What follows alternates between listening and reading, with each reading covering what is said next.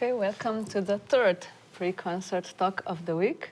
Today I decided to start with your presentations, so me presenting you. I will start with Darcy because you're the closest. So Darcy is an American experimental composer hailing from cold rural Michigan and now based in cold urban Boston. She writes music to excavate internal selfhood and explore outward expressions of thinking, moving, feeling, and being in a ravaged world. Working with an acoustic instruments, electronics, and visuals, her work interrogates themes of vulnerability, materiality, and affect. She is fascinated by the use of oblique and roving expressions of duration, timbre, and texture to create experimental sonic worlds. She is also a scholar and at times a performer, utilizing voice, electronics, cello, and as of recently, the accordion. Her research within fields of environmental philosophy, cosmology, sound studies, and new materialism has informed her recent works with a focus on ecologies and technology. In 2022, Darcy joined the PhD program in composition at Harvard University, studying with Kaja Czernovin and Hans Tutzku. She holds a Master of Music in Composition from the University of Washington in Seattle and a Bachelor of Music in Composition from Columbia College, Chicago. Ingrid? Oh, Darcy, thank you for taking your time. Yes, I wrote that bio in the winter, if you couldn't tell. Yes. Ingrid studied piano at the Academy of Music in Ljubljana, as well as musicology and at the Faculty of Arts in Ljubljana. Then she graduated in composition from the State Conservatory Jacopo Tomadini in Udine. That's in Italy. Her music has been featured at concerts at festivals in Slovenia, Italy, and Croatia. Since 2013, she has collaborated with poet Petra Kuršič. She has also explored the liminal space between sound and meaning with poet David Bandel. Her collaboration with poet Ivan Krik, is it? Kriko, resulted in the first orchestral work premiering in March 2024. She co-created the chamber opera Ko sam še, When I'm Still, with composer Bojana Šalić-Podešva. She has contributed music to films by director Neli Maraj, with whom she also works as an educator. She teaches piano and music. Thank you also, Ingrid, to you for taking this time and joining us as this roundtable or pre-concert talk. Thank you for the opportunity to be here. And again, joining us is Maximiliano, Alejandro Soto Mayorga. He has premiered over 45 works across various countries since 2017. His compositions have earned recognition, leading to invitations for lectures and workshops at institutions like the National University of Singapore and the Universidad de Chile. A recent standout work is Ruta, which you gave. Yes, yesterday. Was it yesterday? No, Monday. See, the days are confused in my head. His works have been commissioned by international festivals and ensembles such as Forum Neuer Musik in Cologne and the Abeceda Festival in Bled, and the Open Ears Festival in Ontario, Canada. He is a recipient of numerous awards and scholarships. Thank you also, Maximiliano, for joining us again. Thank you, Urška. So, Ingrid and Maximiliano, you have talked about your works a bit in your lectures, so we kind of have some idea. So I would like to invite Darcy now to tell us something about your work, maybe first the one that we will hear today. So this is your new ensemble piece. Yes. What would I like to say about this piece? I think recently my music has taken a direction towards a focus on harmonies, and explicitly using harmony as a form of texture, as a textural device, rather than like thinking of it vertically rather than horizontally, if that makes sense.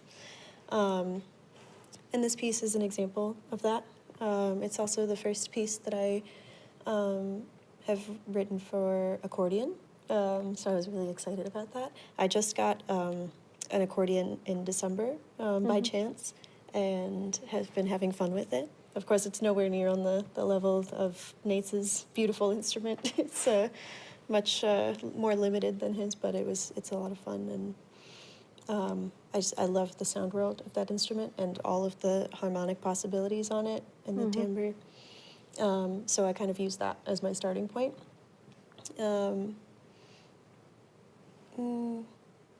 Yeah. And there's also a poem. There is a poem, connected to this piece. A really beautiful poem. Did the poem come first, or the poem came after I started working on it? When you asked me for a program note, yeah, and I was like, should I try to think of something literal, or should I just write this poem? And I wrote this poem, which I think is very much captures the essence of the piece and what it's trying to achieve on a metaphysical level, which is kind of hard to describe in normal language, but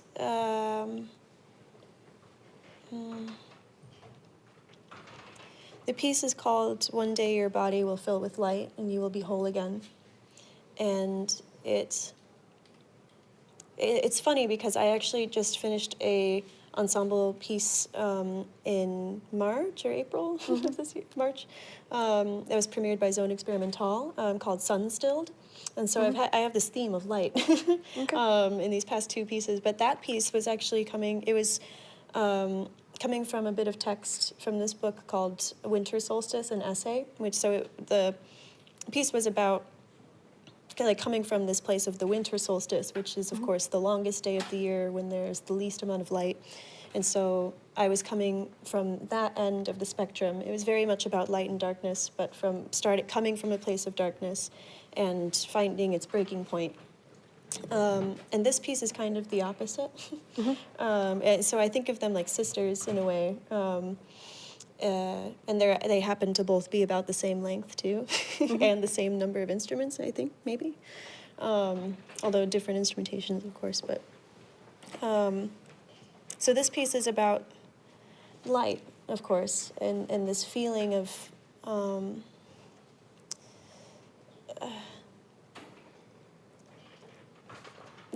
striving towards something that has this warmth and this purity and this beauty, and wanting to let it consume you, but knowing that we don't have the capacity to allow that to happen, right, without falling apart or breaking, or just going full circle onto the other side, and the other solstice, so to speak. And so it's about this beauty and this lightness and this yearning, I guess, towards this state of being that is encompassed by this light, but also the incapability of it. The fact that light is ephemeral and fleeting, as are all things in life.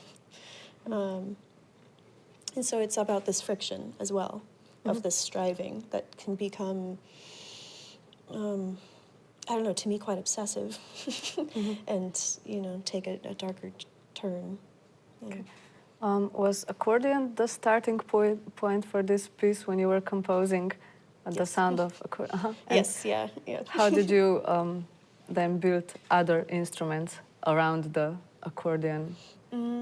I wanted it to sound like the other instruments are all emerging from this one accordion sound. And also, I almost think of it like, if we're going back to this metaphor of light, then if the accordion is like the beams of light, if like these harmonies that like kind of ripple, you know, are the beams of light, then the other instruments in the ensemble are what the light is being cast upon, if that makes sense. And so that it was a very integral relationship, I think. So you've already kind of mentioned the relationship of the last two pieces you composed. What about the relationship with your even older pieces? For example, the harp piece that will be also performed on Thursday. How do you see the evolvement of your style, maybe compositional, of your perceiving of music? Yes, it's very different. The harp solo I wrote it for my senior recital for my bachelor's degree, and it's the first piece I ever wrote with live electronics. And so it was almost kind of like an etude for me in like electronics and just like figuring out what is possible with like very simple material in terms of functionality. And so that piece, you know, it has like these 4 very distinct sections that like move seamlessly into one another, but there's this segmentation that used to be more prevalent in my work, like back in those days and in years past. And now I've been leaning into this more mushy sound space. What else? Yeah, it is interesting though, the things that have kind of remained. So like this piece I mentioned, it's kind of like I'm experimenting with harmony as texture, and I think my harp solo was actually the first iteration of that kind of experimentation of like working with harmony in this kind of way that made sense to me. Yeah. It seems like sometimes the most beautiful pieces come out of this eagerness to learn, like with your harp piece and maybe Urban's pieces that he was talking about today. Okay, so you were talking, or in your CV I read about that sometimes other I lost the word. Sometimes that also happens. Other spheres of your interest, for example, philosophy and social critique, also influence the way you compose. How does that happen? I mean, like, is it something that you're reading that then influence the way you're writing, or is it something you want to tell with your music, or something you want to achieve with your music? Okay. I think I'll answer your last question first. Is there something I want to achieve? And I think that the only thing I ever really want to achieve with my music is to, how do I word this? I guess just create a moment of presence. Which that actually has a lot to do with my research and the things I'm interested in. So I'm really interested in ecology and in philosophy and these ways of like engaging with the world. And recently my research has taken on this turn of like really focusing on how sound can be a mode of reorienting our relationship to the natural world and to each other and to the non-human. And so because I'm interested in that, it, of course, influences my music and how I approach music and how I think about it, how I engage with it. But at the same time, I've shied away from having a kind of thesis with any of my pieces. So, for example, with my string quartet with electronics, Cascades, abeceda performed last year, that piece was written after, like, I read Timothy Morton, Hyperobjects, and I was interested in this idea of, like, the hyperobject and incomprehensibility and, like, biofeedback loops. And so that is it's a pretty one-to-one relationship, like, I mean, to me anyway, where it was very much, like, I took those ideas and I translated them into music in a way. But I think also these kinds of ideas that I'm working with about relationality and about like imagining like just relationships with the non-human world, I think that's really kind of inherent in music and in sound as a medium. And I think that I perhaps used to hide behind having some kind of extra musical meaning. I've realized, and I'm trying to not hide anymore and allow like the personal to really shine through, because the personal really is always very deeply interconnected with these larger ideas as well. Yeah. Okay. So maybe I would like to return to the poetry now, because that might be one point that connect all of your works, but not in the same way though, I think. So Ingrid, maybe you can tell now, how did you use the poetry or the poems you chose to create the piece? For example, I'm talking about your viola piece that we listened to today, maybe. Yes, I also used to be inspired by poetry, and for this viola piece, I was trying to somehow use the words as a sonic material, and somehow to blend the voice of the viola player with the viola sound and the electronics. And I was having some research of what is what are the archetypes of some phonetics and what is the meaning of some gestures that are behind the phonemes. This is my personal wondering, where does the title come from of the viola piece? Yes, it is connected with the title of the poem which inspired me, which is about staying in one place, and I was then asking myself which word in which language resonates with me, with the concept of staying, remaining in one place, and somehow trying to become while remaining in the same place. So I just made a new word with some some sounds that inspired me from Italian, which is rimanere, and English remain and stay, and yes, and then I used the M because it has symbolic meaning that is important in this poem, and also for the material of the piece. So yes, it's, let's say, a title that contains all this. Yeah, I already told you that listening to your piece made me feel extremely calm and grounded, which is not something that often happens to me. I usually have problem with that.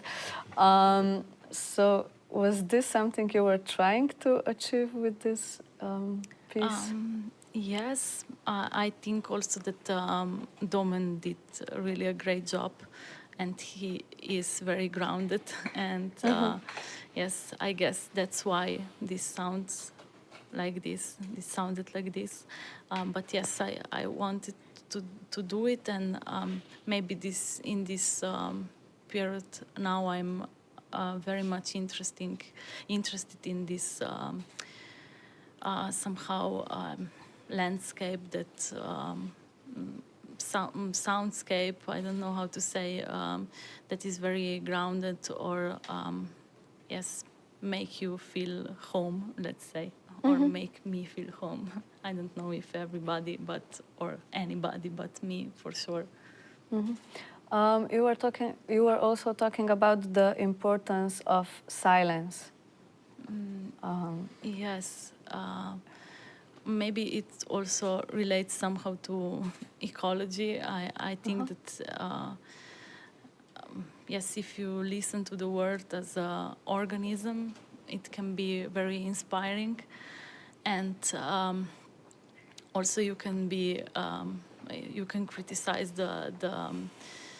the way we use music in every corner, and if you are very sensible to sound and to noise, it is difficult to be grounded and to really listen if you are not in nature, or yes, if you are really present, there is so much things happening, and I think that silence is important also in connection to all these thoughts that are ruminating in us, and it's difficult to find clarity and silence, and the environment is not helping us always. Okay, maybe if we move on to the next piece that will be performed tonight, Through Dust. This is the piece that explores relationship between sound and the instrument, or the body gestures and the sound they produce. So how is this then evident in the piece itself, in the sound result of the piece?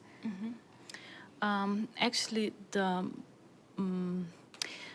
I don't know if this is you can hear this relationship, but I was trying to explore what happens if you change the gesture, because as a pianist I'm used to some gestures, and when I'm exploring some sounds on cello, for example, I see that my gestures are always the gesture of a piano player, and when I change the way of the gestures, I feel like I have some new dimensions in my body, and also in my expression. And I was trying to see what happens if the gestures changes, if the violin player is using voice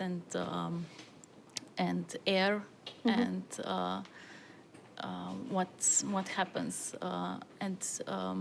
but the poetic idea behind this piece is the poetry that really inspired me by Italian poet Livia Chandra Candiani.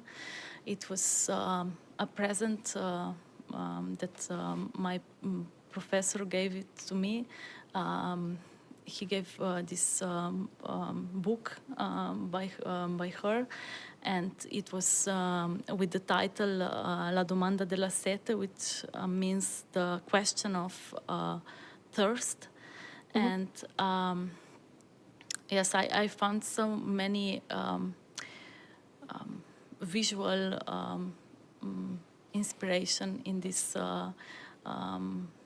in her poems, and I was trying to find a way to somehow cover a picture with the dust, and then to try to see what came out when you look through dust to this picture. And yes, this was the idea. And then I was searching to how to make, let's say, dusty sound, or, and how a gesture can also become dusty, because if you use always the same gesture, I think it became very clear and pure. But when you use another gesture, it's never perfect when you use it the first time, and you have to practice this. And yes, this was. You mentioned that you tried some things on cello. Did you Yeah. actually were you actually learning to play the cello? Yes, Or did you just? I was learning. It was really nice to learn another instrument, because if you play only the piano, I think you don't come in touch with the production of the sound. So for me, it was very important. I also took lessons of French horn, and it was also very amazing for me, because this. It's very difficult to imagine what happens if you play on the piano, which is amazing, but it's like when you are playing piano, your imagination is very active, but your body is somehow very distant from the sound production. But when you have a string under your finger, it's something different, and it's really, yes. It was important for me. This actually reminds me of what you said last year, Darcy, that you also like to get your hands on an instrument while you're composing. Is it the same as Ingrid told us? Yes. Kind of the same Yeah, principle. it's Yeah. very different to like play and like have a sound like move through you. Yes. Yeah, okay, yes. It was a simple question. It's something I always come back to, and it's something that's very important for me, is like the physical feeling of playing something. That is as much part of the composition as the sound result, I think, is like this the physical effective quality of the technique. Yeah. This is actually very much different from this modernist principle of composing, where it was just very rational and almost mathematical principle. Yeah. Yeah, I don't use math or numbers ever in my music. I don't make charts. I don't do anything like that. I just go. Okay, so this is actually the question I wanted to ask you, Maximiliano, because yesterday you were explaining your method of composing, and you do a lot of structural planning and calculating. And then at the end of your presentation, you said that, so this is the plan, and then I have to compose. So what happens then when you, this was my question, but I didn't ask it yesterday because I wanted to save it for today. So what happens when you start composing, actually doing the work? Okay. So maybe I can talk a little bit of the piece that will be played today. So this is one of the first ones where I worked really with a series of random numbers.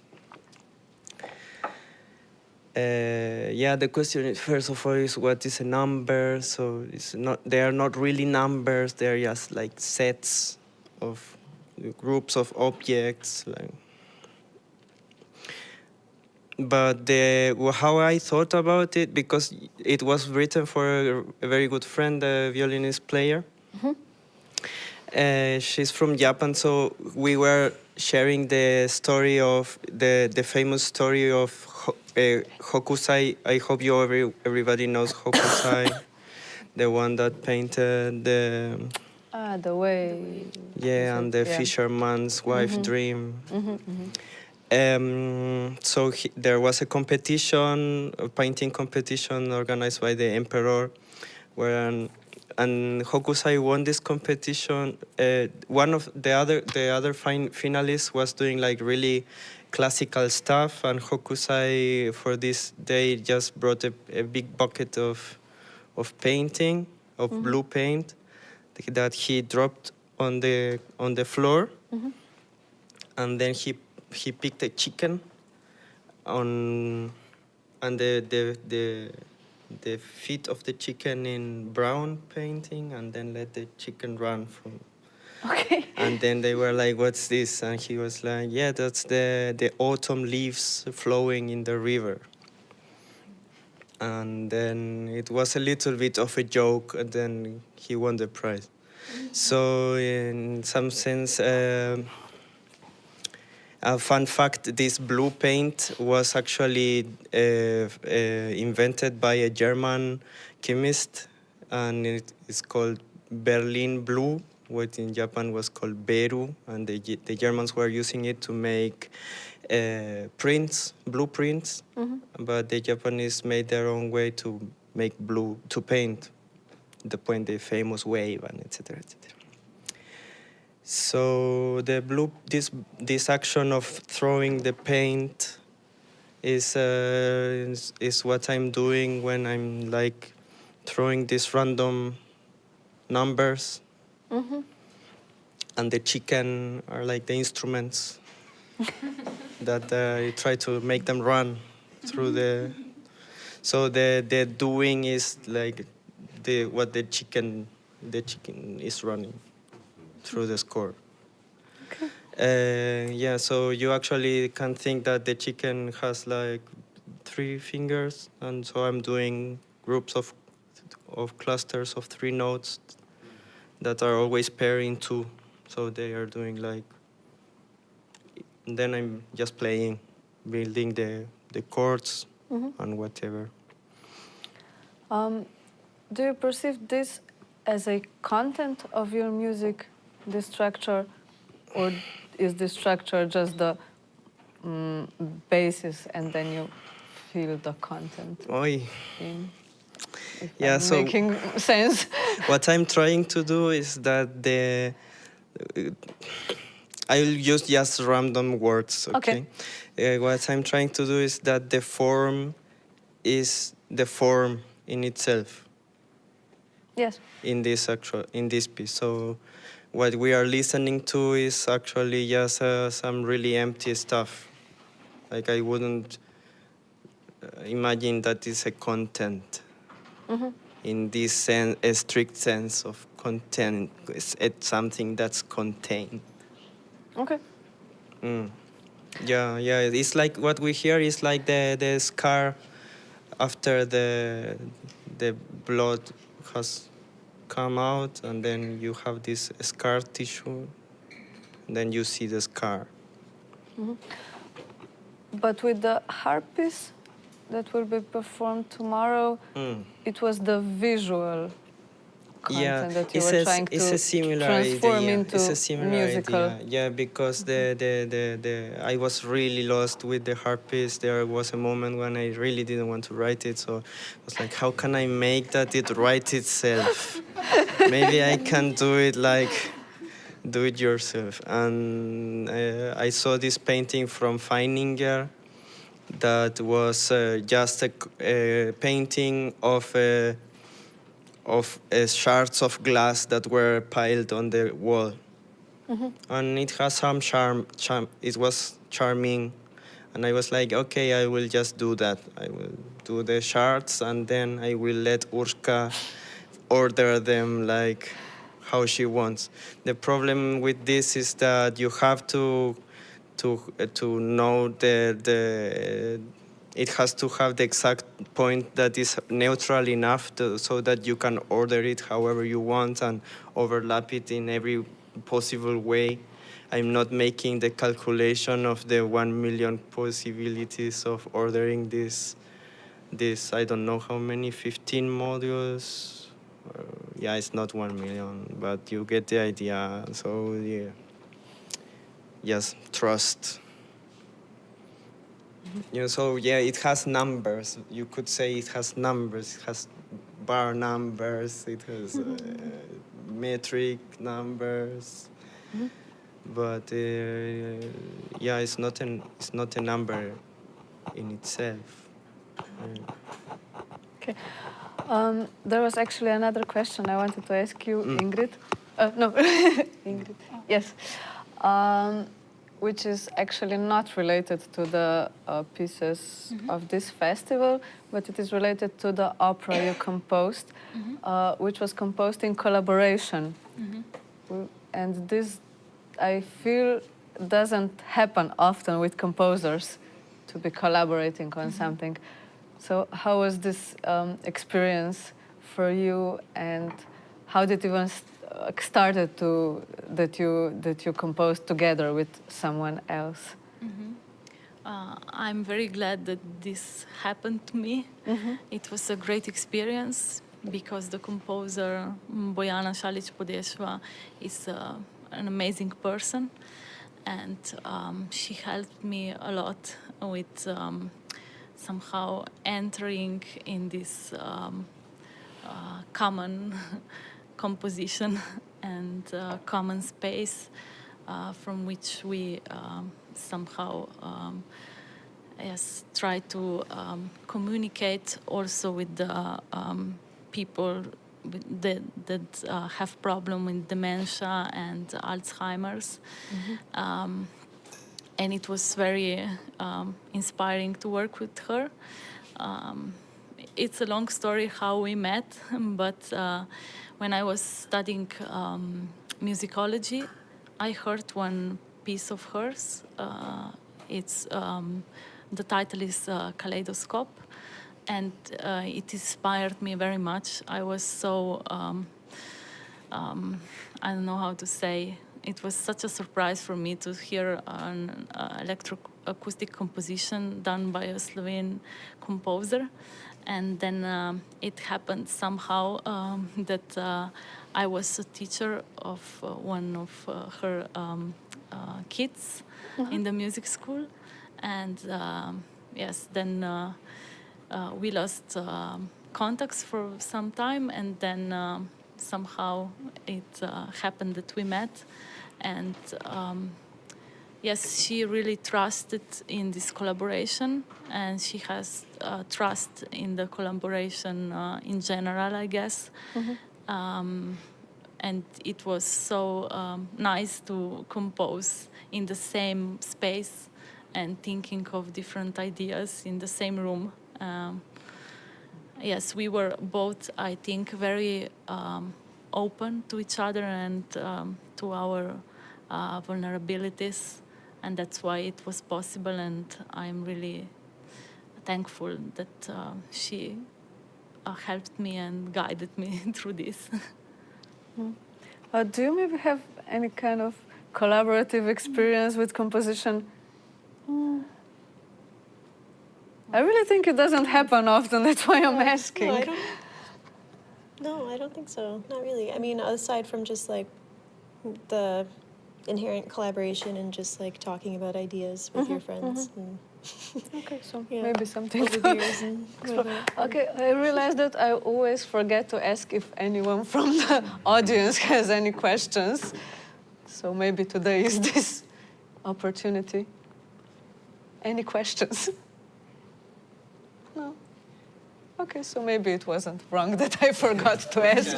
Maybe you can have the questions prepared for the audience, and then you give to your friends in the audience. I have a question. Oh, great.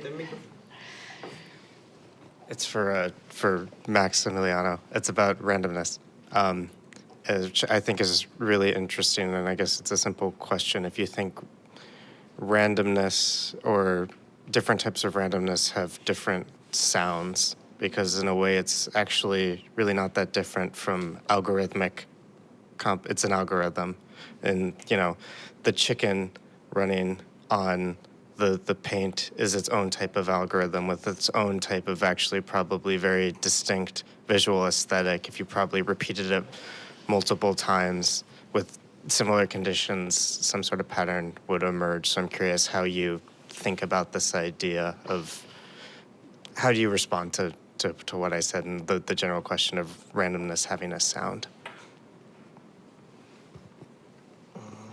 I don't know. I'm tempted to answer with a joke. So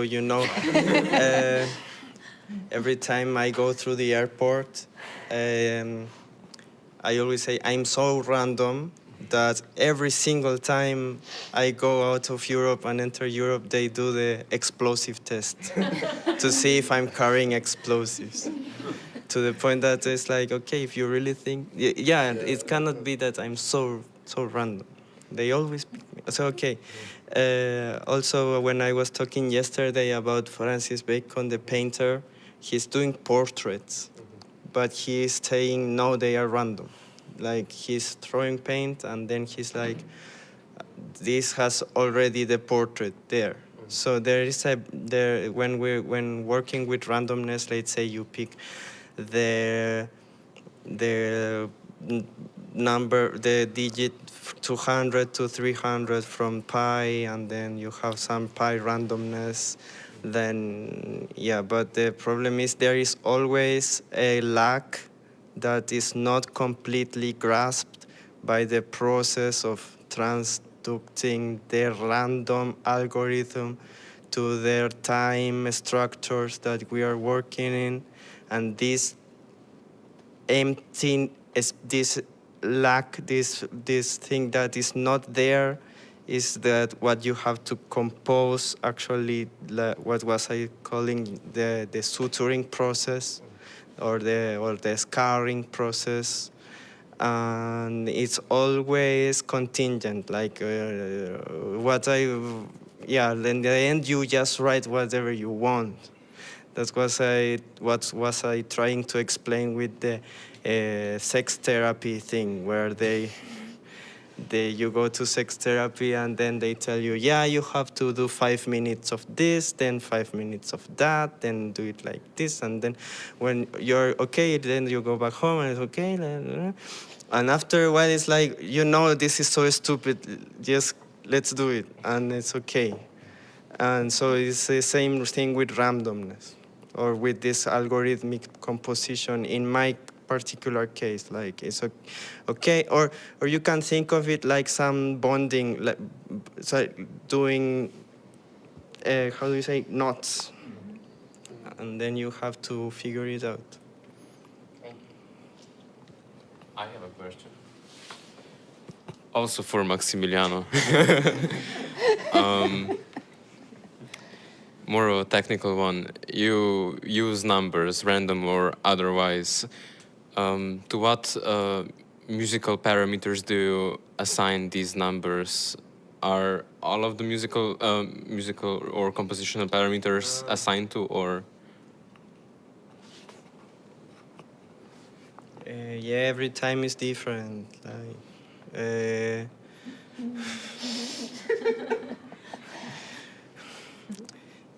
sometimes you have a set of tones, and then you say, okay, this is for 24 tones. In the case of Urška, it was like, I don't know, 48 or more. Or you just have 10 chords or 8. It doesn't, for whatever. It's just,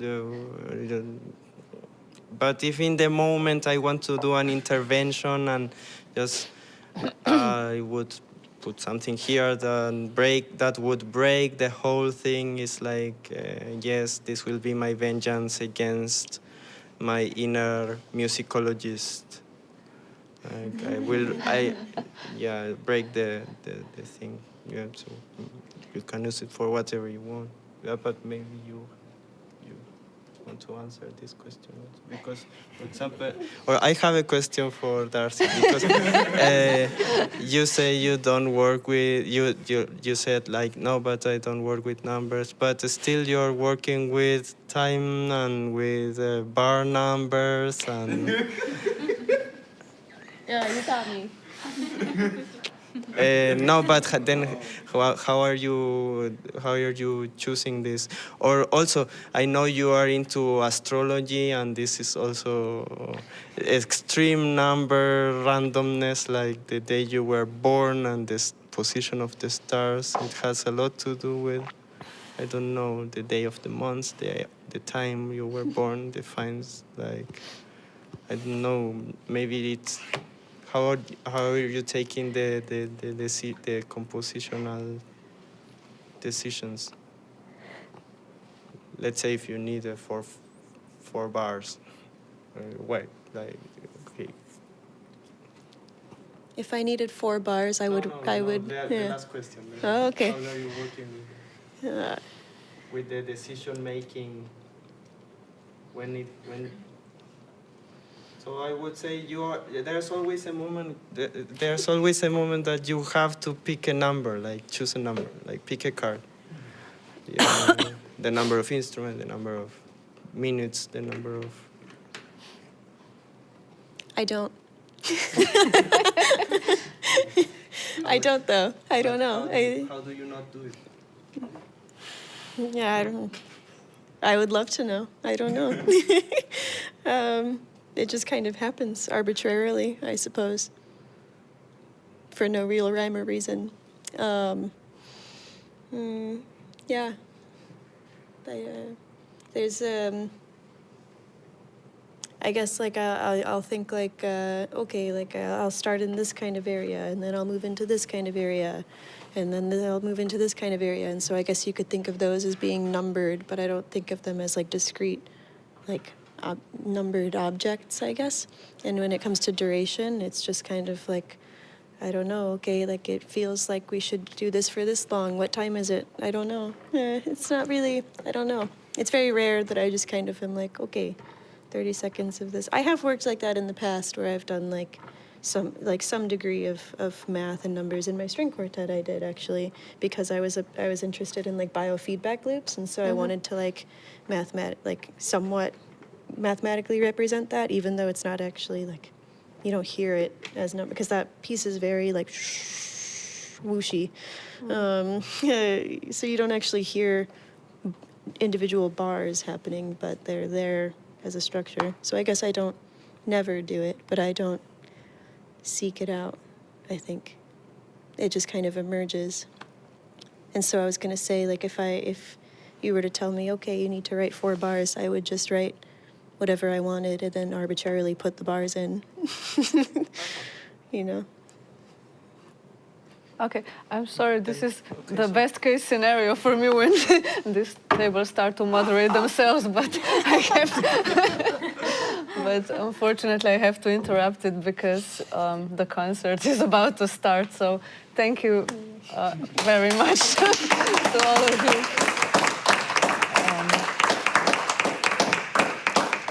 Thank you. And let's go to the concert.